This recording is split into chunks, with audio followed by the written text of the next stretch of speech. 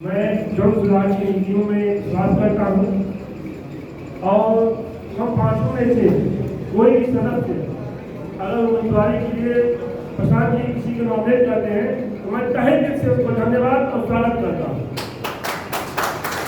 आपके साथ मैं समाज के साथ और अपने तन मन धन के साथ जुड़ेंगे, चाहे अगड़ा हो या पिछड़ा हो या सवर्ण जो भी आएगा, मैं उसके साथ खड़ा कंधे से कंधा मिलाकर उस पार्टी का नाम है जन सुराज। समीर भाई जी नमस्कार, समीर मोहम्मद। मैं 2015 में बीएसपी से मैं कांग्रेस में रहा था, जो कि मैं 12 साल से बीएसपी में था और मैं 25 अगस्त से भैया से जब मैं मिला काफ़ी जनसराज में प्रभावित था और भैया से जब मिला तो मैं बोला कि भैया आपका जो विजन है, प्लान है बिहार के लिए, इस प्लान में हम भी बिहार के लिए जुड़ना चाहते हैं। टिकट का जहाँ तक बात रही, टिकट तो हर किसी का अपेक्षा होता है कि हम भी लड़ जाएं, लेकिन मैं भैया को बोला था और भैया ने हमको वादा भी किया था कि समीम भाई 4 में से 1 आपको जरूर हम देंगे। 4 अगर विधानसभा बिहार में हो रहा चुनाव, उसमें 4 में से 1 जरूर हम आपको देंगे, जिसमें इन्होंने वादा निभाया जो बेलागंज में एक मुस्लिम को दिया। मैं तहे दिल से मैं सम्मान और स्वागत भी करता हूँ। इन्होंने जो बोला वो अपना वादा निभाया। मैं इसीलिए जन स्वराज के लिए और पूरे बिहार के लिए और बिहार के जनता के लिए जिसको भी बिहार और रामगढ़ की धरती पर प्रत्याशी उतारेंगे भैया और इनके पूरे विचारों से मैं सहमत हूँ, जिसको उतारेंगे मैं उनके साथ तन मन धन और जन के साथ मैं इनके साथ हूँ। जय बिहार, नमस्कार। सुशील कुशवाहा जी। कुछ कहने से पहले यहाँ उपस्थित तमाम सारी मीडिया का मैं अभिनंदन और स्वागत करना चाहता हूँ और एक बात करना चाहता हूँ। सब कोई अपन नाम के आगे कुशवाहा सिंह लगोले हुई, लेकिन हमारे बड़े भाई यहाँ उपस्थित हैं, सम्माननीय प्रशांत किशोर साहब, जो भी इस देश में दुनिया में इनका नाम लेता है तो कहता है प्रशांत किशोर रणनीति का, जैसा आप सब जानते हैं। तो मैं पूरा बहुजन समाज पार्टी में 24 साल काम किया और जितने भी दल नेता रहे सबका एक ही फोकस रहा कि बिहार का, झारखंड का, उड़ीसा का, पंजाब का देश की तरफ निधि घुमा देंगे। मैंने देखा फेसबुक वाट्सएप के माध्यम से ये पहला इस देश का सम्मानीय नागरिक जो इस बात को बोले कि भारत के निधि को मैं बिहार की तरफ घुमा दूंगा। मैं स्वागत करना चाहता हूं ऐसे जमात साथी का और मैं जब तक जिंदा रहूंगा कि मेरा वादा और कोशिश है इस रणनीतिकार के साथ मिलकर के इस बिहार के बदहाली, इस बिहार की शिक्षा, स्वास्थ्य का देश कैसे आगे बढ़ेगा, मैं इनके साथ काम करने का काम करूंगा और यही मेरा कहना है। बहुत बहुत धन्यवाद। देखिए, आप आए हैं सुनने की उम्मीदवार कौन होगा। बिहार में इस तरह की चीज आपने पहले नहीं देखी होगी, क्योंकि जितना संभावित उम्मीदवार होता है वो कमरे के अंदर उससे बात होती है, पैसे का डील होता है, लोग अपना अपना लॉबी बनाते हैं, अपना अपना गुट बनाते हैं। यहाँ भी जो लड़ने की इच्छा रखता है सबकी अपनी व्यक्तिगत महत्वाकांक्षा है, लेकिन प्रेस और मीडिया के सामने सभी साथियों ने आकर ये कहा है कि हम जन सुराज से जुड़े हैं और सिर्फ इसलिए जुड़े हैं कि चाहते हैं कि बिहार में व्यवस्था का परिवर्तन हो, यहाँ से गरीबी बेरोजगारी खत्म हो, पलायन रुके, और इसके लिए हम लोग सब लोग संकल्पित हैं। लड़ेगा तो कोई एक व्यक्ति ही, लेकिन रामगढ़ की जनता के पास ये अवसर है ये चुनने का, बताने का कि इसमें से सबसे योग्य वो किसको समझते हैं। ये प्रशांत किशोर की क्षमता नहीं है कि हम बता दें कि सबसे योग्य कौन है। इन पांचों का नाम चल रहा है, मुझे एक दिन और समय दीजिए। जन सुराज से जुड़े हुए जितने साथी हैं, मैं जान रहा हूँ सबके मन में उत्सुकता है, भैया जल्दी घोषणा कीजिए। बगल में कृष्णा भाई बैठे हुए हैं, कल बोले हैं भैया निर्णय लीजिए, बंदूक में गोली भर के दागिए, हम लोग सब तैयार हैं। वो भी एक तरीका है, लेकिन लोकतंत्र है। लोकतंत्र में आपका मत, जनता का मत सब सर्वोपरि है। प्रशांत किशोर चाहे जितने बड़े रणनीतिकार हो, जनता से बड़ा रणनीतिकार कोई नहीं है। तो मैं आज ये पांचों नाम घोषित कर रहा हूँ। नाम ये फाइनल इसलिए नहीं आपको घोषित किया कि 4 नाम चर्चा में था। एक नाम का चर्चा अभी आपसे पहले नहीं हुआ। वकील साहब जो आज अभी नाम घोषित हुआ है, तो रामगढ़ की जनता को ये अवसर मिलना चाहिए, जो साथी हम लोग से जुड़े हुए हैं, कि उनके नाम पर भी वो अपना फीडबैक कर दे। अभी 1-2-4 घंटे में हमारे साथी जो जमीन पर हैं वो उस काम में लगे हुए हैं। आप हमको कल सुबह आपके व्हाट्सएप पर ये सूचना 11 बजे आ जाएगी। जन सुराज का उम्मीदवार 25 तारीख को अपना नामांकन करेगा।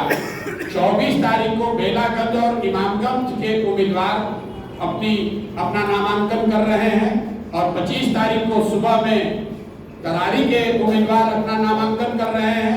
25 तारीख को दोपहर में 1 बजे रामगढ़ के जन सुराज के उम्मीदवार अपना नामांकन करेंगे। ये सारी बातें तय हैं। इन 5 में से कौन उम्मीदवार होगा इसकी घोषणा कल 11 बजे करेंगे।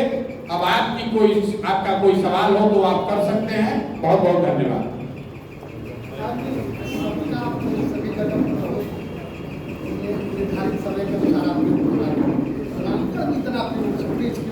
रामगढ़ में बेंच फंसा नहीं है। रामगढ़ में दिक्कत ये है कि यहाँ ये जो क्षेत्र है ये राजनीतिक जमींदारों का क्षेत्र है। लोगों ने रामगढ़ को अपनी राजनीतिक जमींदारी का क्षेत्र बना रखा है, और सामान्य सर्वे करने में भी, लोगों से उनकी मंशा जानने में भी थोड़ा समय लग रहा है। यहाँ पर जो लोग हैं उनकी दबंगई, राजनीतिक दबंगई इतनी है कि नीचे से लोगों को निकालने में थोड़ा समय लग रहा है। इस बात का भी आप ध्यान रखिए कि अभी हमारी यहाँ पदयात्रा नहीं हुई है, जो मैंने पहले कहा, हमारा संगठन नहीं है। तो सामान्य लोगों से जाकर रामगढ़ में पेपर पर 431 गांव है, लेकिन जमीन पर यहाँ सर्वे कीजिएगा, जाइएगा तो 239 गांव है। बाकी गांव पेपर पर है, गांव जमीन पर नहीं है।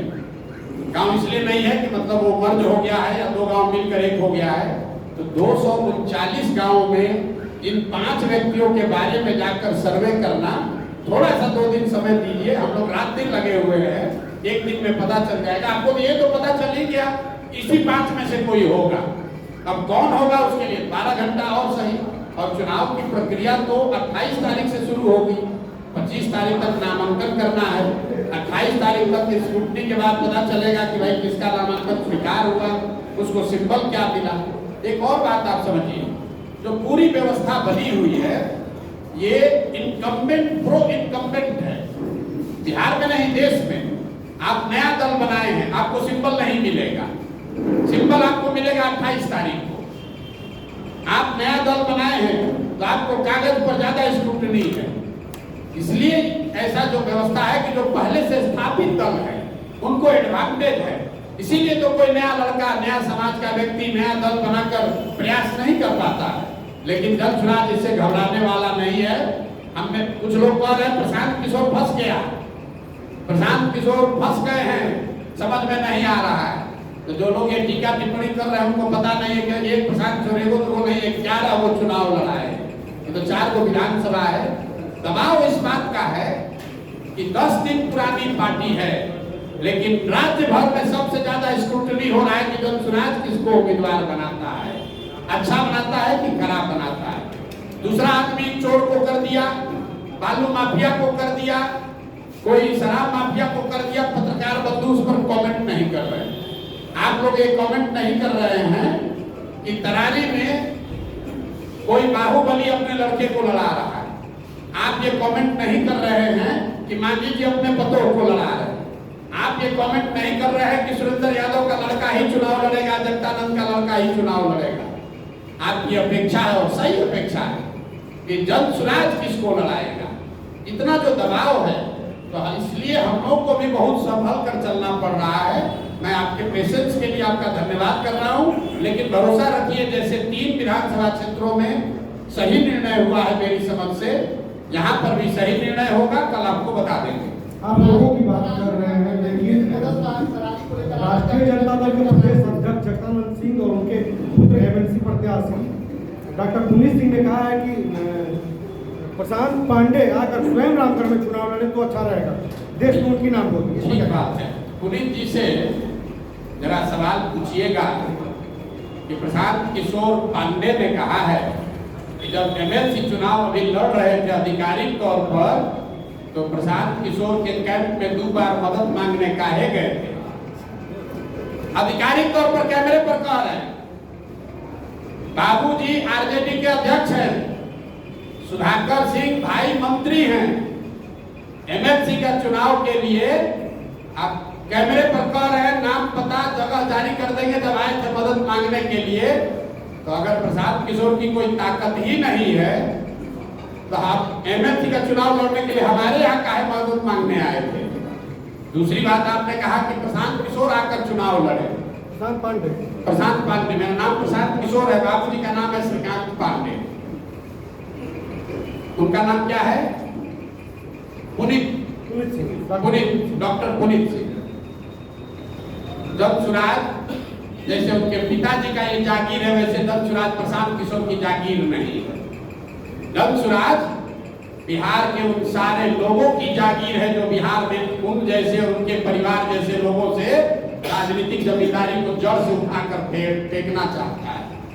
रामगढ़ में प्रशांत किशोर नहीं पैदा हुए, तो प्रशांत किशोर या जब सुराज में वही चुनाव लड़ सकता है जो रामगढ़ का बेटा है। रामगढ़ की जनता को तय करने दीजिए कि नेता का बेटा यहाँ राजा बनेगा कि रामगढ़ का गरीब का बेटा राजा बनेगा, कि नेता को तय करने दीजिए। और एक घोषणा अभी कर देते हैं। बहुत लोग कहता है कि हमको चुनाव की समझ है, देश दुनिया से लोग आते हैं पूछने कि चुनाव कौन जीतेगा, रामगढ़ कौन जीतेगा, कौन हारेगा, इस पर टिप्पणी नहीं करेंगे। लेकिन जिस सज्जन का आप नाम ले रहे हैं, जगतानंद और आरजेडी यहाँ तीसरे या चौथे पायदान पर रहेंगे, नहीं रहेंगे तो हमारा आकर बर्तन पकड़िएगा। ये बयान चला दीजिएगा, ये बयान दोनों चलाइएगा। प्रशांत किशोर ने कहा कि तुम जीतने की बात छोड़ो, दूसरे नंबर पर आकर दिखा दो, मैं मान लूंगा कि रामगढ़ की जनता में तुम्हारी पकड़ है। हमको क्या लड़ा रहे हैं, हमको क्या लड़ा रहे हैं? और रामगढ़ में किसको लड़ा रहा है तो बुलाओ अपने नेता को, तेजस्वी यादव को। तो समीर भाई ने कहा है पहले कि बुलाइए तेजस्वी यादव के यहाँ लड़ाने, और हम यहाँ लड़ जाते हैं और देखिए कौन जीतता है। कर लीजिए फैसला, एक वर्ष तेजस्वी जी लड़ जाएंगे, दो साल लड़ जाएंगे, यही रामगढ़ से लड़ जाइए। तो स्वराज जीत का कितना दावा कर रही है? अरे जीत हम अपना, दो बात है, जब सुराज जीत हार का दावा नहीं कर रहे, जब सुराज की बात किनारे हमने कह दी। लेकिन प्रशांत किशोर चुनाव जानने, लड़ाने और आकलन करने के लिए ही आप हमको जानते हैं, देश जानता है।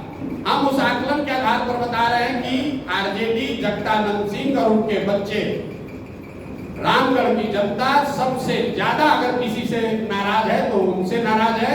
और उनकी लड़ाई इसकी है कि वो तीसरे पर रहेंगे कि चौथे पर रहेंगे, पहले दूसरे की लड़ाई में वो है ही नहीं। और कौन अभी पहले दूसरे में है ये आपको हमसे ज्यादा जानकारी है। जब सुराज न लड़े तब भी हम आपसे सोच समझ कर बोल रहे हैं। जब सुराज अगर नहीं भी रेस पे है तो भी जगतानंद सिंह के लड़के आरजेडी यहाँ तीसरे नंबर पर है, आपको हमसे ज्यादा जानकारी है।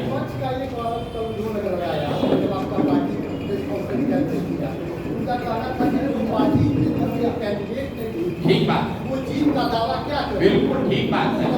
अब देखिए, एक विद्यार्थी है जो परीक्षा के केंद्र तक जाते जाते पढ़ रखे अपना नोट रिवाइज कर रहा है। एक विद्यार्थी है जो दारू पी के 2 दिन पहले ही कह दिया अब तो परीक्षा पास हो गए।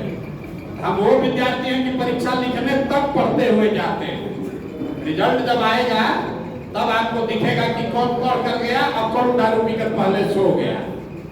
चुनाव आयोग ने निर्धारित किया है समय, 20 से 25 के बीच में नामांकन होना है, तो 25 से पहले होगा, हमारे लिए रिलैक्स नहीं होगा। 20 को जो नामांकन किया उसका भी फाइनल 28 को ही होगा, उसका भी वोट 13 को ही पड़ेगा। ऐसा नहीं है कि आप कूद के पहले नामांकन करके तो वोट आपको पहले मिल जाएगा। हम तो सबसे पहले तरारी की घोषणा किए, उस समय दूसरे दल वाले कहाँ थे? बेलागंज में, इमामगंज में सबसे पहले जब सुराज ने दावा किया, दल घोषित उम्मीदवार घोषित किया, उस समय ये लोग कहाँ थे? संभव है कि हमारी रणनीति का हिस्सा है, पहले उनको घोषित करने दीजिए, उसके बाद ये तो सब रणनीति का हिस्सा है कि किस सीट को हमको पहले अनाउंस करना है, किस सीट को बाद में अनाउंस करना है। हम तो आपको ये कह सकता है कि इनको तो प्रत्याशी नहीं मिल रहा है। देखिए 5 आदमी बैठा हुआ है यहाँ पर, प्रत्याशी नहीं मिल रहा है, ये तो बात है नहीं। इनमें से किसको चुनना है। अब जगदानंद सिंह को तो पता है कि हम लड़ेंगे, उसके बाद हमारा बेटा लड़ेगा, बेटा के बाद उसका बेटा लड़ेगा। तो उस नजरिए से आप किस चुनाव की बात कर रहे हैं। हम तो आपको घोषित कर दे रहे हैं कि 2029 में भी आरजेडी का उम्मीदवार कोई जगदानंद के लड़का ही होगा, उनका परिवार का ही होगा। तो उनको क्या किसी से पूछने की जरूरत है। एक आपसे दो सवाल। आप कैंडिडेट सिलेक्शन के लिए आपका स्टैंडर्ड थॉट क्या होगा? पॉलिटिकल स्टैंडर्ड थॉट ये है कि जिसको भी समाज में सही व्यक्ति लोग बता रहे हैं।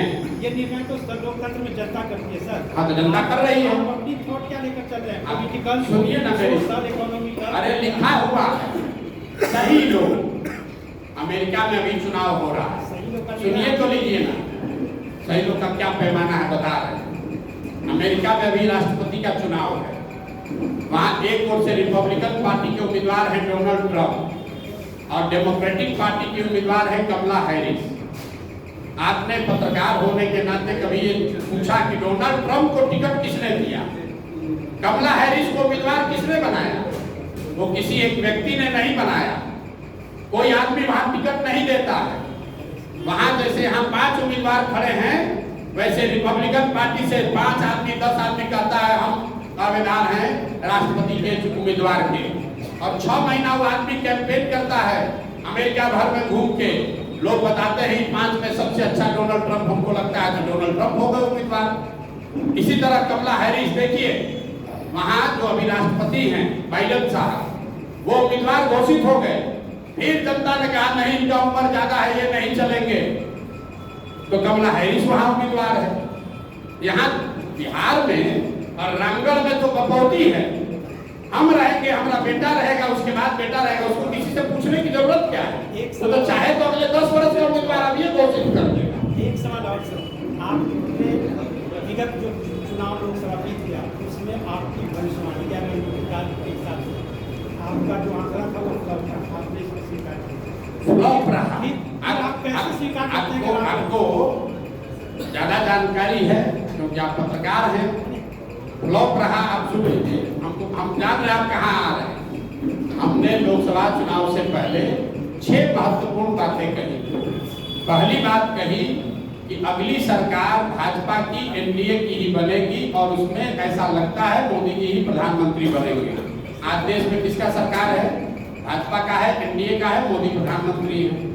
दूसरी बात मैंने कही कि जो मोदी जी के प्रति लोगों में जो पहले श्रद्धा, जो आग, जो अंधभक्ति थी, उसमें बड़े पैमाने पर गिरावट दिख रही है, वो भी आपको दिखा।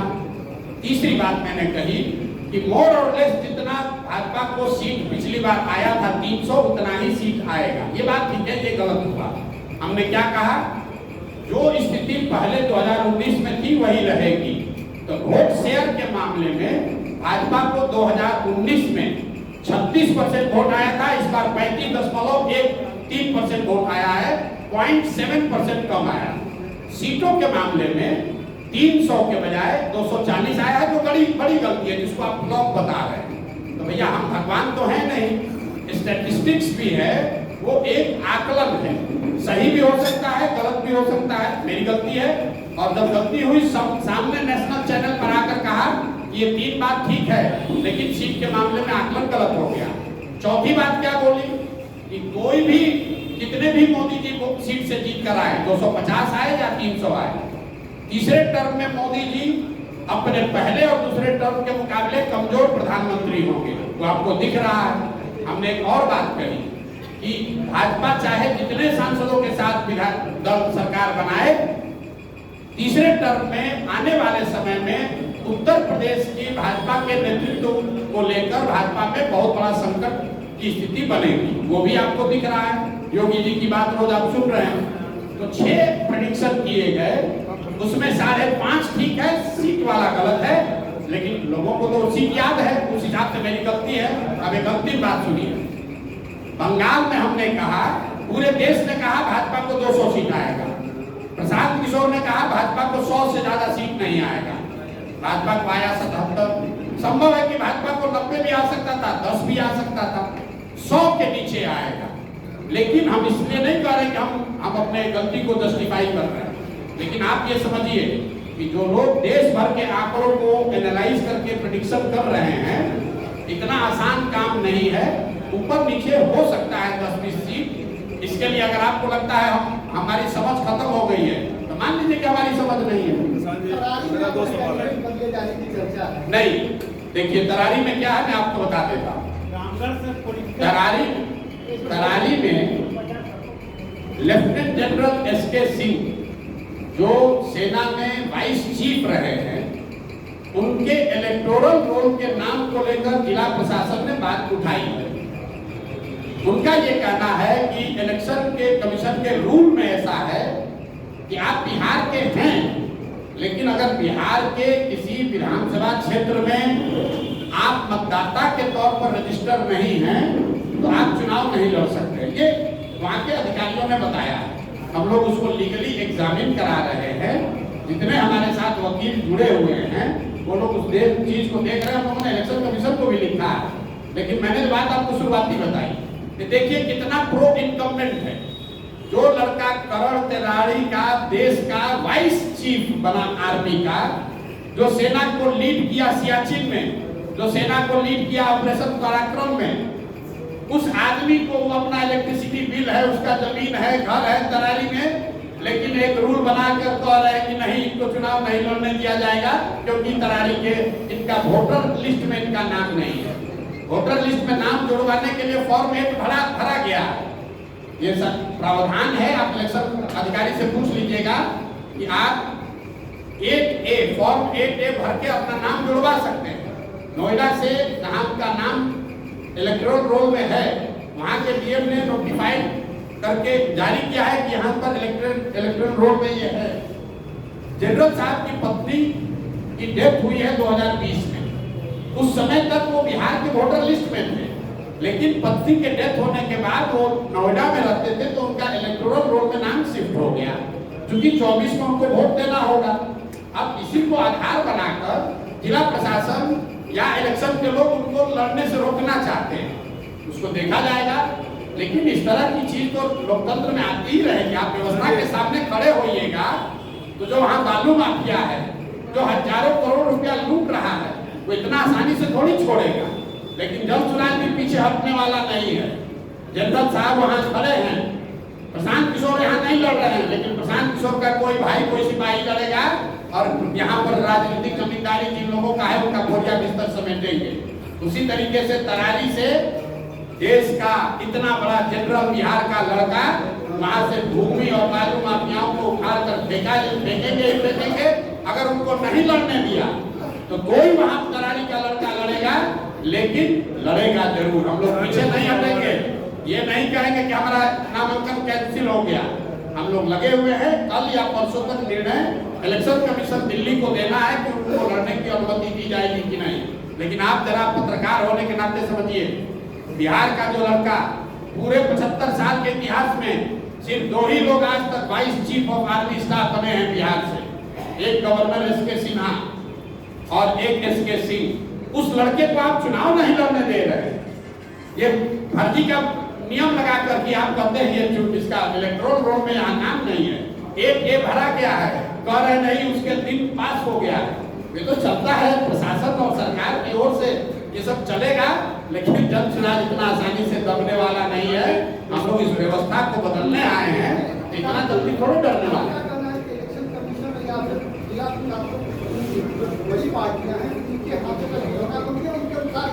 आप बताइए कि जो आदमी vice chief of army staff है, क्या उसके नागरिकता पर शक हो सकता है? करण के वो बच्चे हैं, वहीं से पढ़े हैं, वही सूरतपुरा स्कूल से हाई स्कूल किया है, क्या इस पर शक है? क्या उनकी जमीन उस गांव में नहीं है? क्या उन्होंने वहाँ इलेक्ट्रिसिटी बिल पिछले 1 साल से नहीं भरा है? क्या उनका राशन कार्ड नहीं है? सब कुछ है, इलेक्टोरल रोल में वहाँ नाम नहीं है, उसके लिए रोका जा रहा है। तो हम आप पर निर्णय छोड़ रहे हैं कि कौन किसको रोक रहा है। एक सवाल और फॉर्म 8A इस सब के बावजूद यहाँ इलेक्टोरल रोल में ट्रांसफर के लिए नोएडा से डीएम ने उनके इलेक्टोरल रोल के को सर्टिफाई करके भेज दिया। 8A हम लोगों ने सबमिट कर दिया है। डीएम कह रहे हैं कि हमारे हाथ में नहीं है, ये इलेक्शन कमीशन के हाथ में है, क्योंकि आचार संहिता लागू है। अब अब बताइए डीएम अपना हाथ पल्ला झाड़ लिए। अब हम लोग पटना जाकर पिटीशन दिए हुए हैं, जो बिहार में सबसे बड़े कानून के जानने वालों में एक वाईवी गिरी जन सुराज के संस्थापक सदस्य है। वाईवी गिरी जी उसको एग्जामिन कर रहे हैं, तो नहीं होगा, हम लोग कोर्ट में लड़ेंगे। और कोई लड़े चुनाव के बाद इसको हम लोग नेशनली चैलेंज करने वाले। क्या रूल है? बिहार का कोई लड़का सेना का है, काम कर रहा है सियाचिन में, आप उसको यहाँ चुनाव नहीं लड़ने दीजिएगा? भाई कोई सियाचिन में एक सिपाही होता है, सियाचिन में इस आदमी ने ब्रिगेड को लीड किया है। सियाचिन में जो कमांडर होता है सेना का, वो सबसे प्रतिष्ठित पद है। उस पद को जिस बिहार के लड़के ने लीड किया है, उसको आप कह रहे हैं चुनाव नहीं लड़ने देंगे, तो किसकी गलती है? आप बताइए, आप बताइए किसकी गलती है? कौन चुनाव लड़ेगा? वहां का बाहुबली का लड़का। कौन चुनाव लड़ेगा? जो वहां जातीय हिंसा में लगा हुआ है।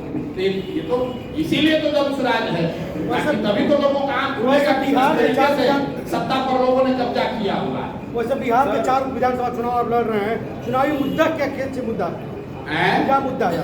चुनाव का मुद्दा ये है कि बिहार की जनता अपने बच्चों के लिए जगे, अपने बच्चों के लिए वोट करे। अभी तक जाति के लिए वोट कर लिया, धर्म के लिए वोट कर लिया, मंदिर मस्जिद के लिए वोट कर लिया, विचारधारा के लिए वोट कर लिया, नेता के बेटे के लिए वोट कर लिया। एक बार अपने बच्चों के पढ़ाई और रोजगार के लिए वोट करो। यही जन सुराज का नारा है, यही जन सुराज का सिद्धांत है। और इसी मुद्दे पर चुनाव लड़ा जाएगा कि नेता के बेटा का को वोट देना है कि अपने बच्चे को वोट देना है। प्रशांत जी, एक सवाल मेरा है कि पार्टी के उम्मीदवारों की घोषणा पार्टी अध्यक्ष न करके आप क्यों कर रहे हैं? नहीं, पार्टी अध्यक्ष ही कर रहे हैं। आप आए हुए? अरे आज अभी कहाँ घोषणा हुई है?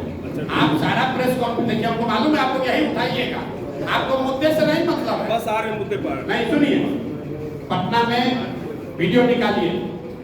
लेफ्टिनेंट जनरल वीके सिंह की घोषणा किसने की? मनोज भारती जी जो पार्टी के अध्यक्ष है उन्होंने की। बेलागंज में किसने की? मनोज भारती जी ने की। इमामगंज में किसने की? मनोज भारती ने की। आज क्यों नहीं है? इसलिए नहीं है कि गए हैं पेपर साइन करने, यही सब जो लफड़ा लगाया है कि भैया ये साइन कराइए, ये काम दीजिए। मनोज भारती जी यही रामगढ़ में थे, सारे प्रत्याशियों से पूछ लीजिए। आज सुबह गए हैं क्योंकि प्रशासन परेशान कर रहा है, वो चाहता है कि जन सुराज का कोई उम्मीदवार लड़ने नहीं पाए, ये डॉक्यूमेंट चाहिए, वो डॉक्यूमेंट चाहिए। इसीलिए तो प्रशांत किशोर ने अपने आप को इससे मुक्त रखा है कि हम पेपर नहीं साइन करेंगे, जनता के बीच में रहेंगे।